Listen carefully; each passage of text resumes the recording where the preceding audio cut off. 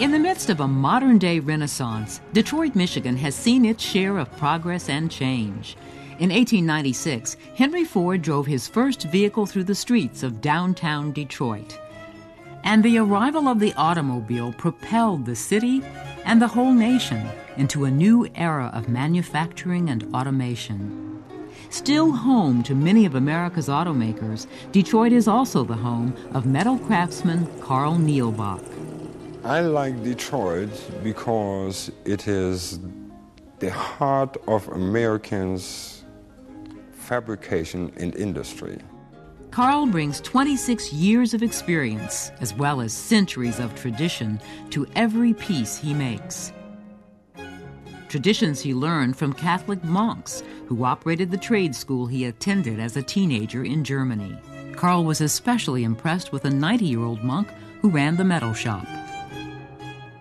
It was his know-how he had and the execution of that. And that really overwhelmed me. Today, Carl directs his awe and fascination with metal into crafting an elegant railing for a client's home. Every project starts with a detailed drawing. After we have the rendition, the blueprint, we now determine what every single entity is made of. For this railing, Carl has decided to use a multitude of metals: iron, steel, pewter, brass, and gold-plated bronze. The challenge of working with different materials is what keeps the thrill in this marriage between metal and man. For this project, the delight is definitely in the details. A critical detail is casting the pewter acorns, which will adorn the underside of the railing. Using an acetylene torch, Carl melts the pewter in a small iron pan. He removes any impurities from the softened metal that might later compromise the beauty of the piece. He then pours the molten pewter into a mold fashioned from his original design. It only takes 1 minute for the pewter to set, but it's a minute wasted. This is not a good casting because the powdering line is too visible. That means the molds didn't proper close. Even though he will make over 200 acorns, every one must be perfect, so he starts all over again. Better. After achieving a successful casting, Carl files, then sands the acorn's rough edges. Steel wool adds polish and luster and blends away tool and grinding marks. Steel wool also acts as a protective nest for the acorn as it goes under the drill. We want to be able to screw the screw into this body and have the screw extruding out of the body. With a center punch and hammer, Carl lines up the center of the acorn's end and the drill takes over. Next, the spiral blades of a tap carve a track for the screw to follow. Now Carl is ready to assemble the railing.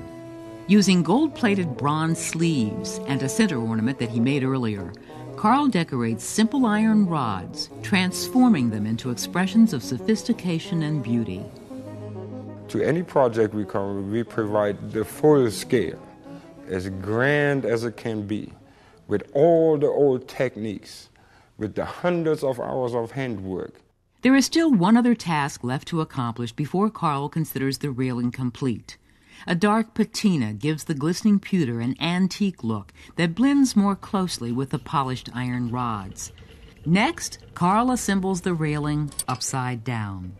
The different metals must act in concert. Although the center ornaments may have starring roles in this piece, the acorns are strong supporting characters. They will unify the lustrous palette of the staircase railing. Carl then gilds the acorns.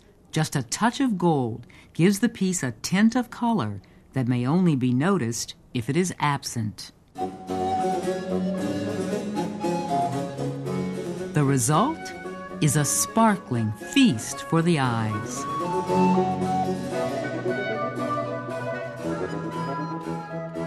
I feel like we're making jewelry for the home.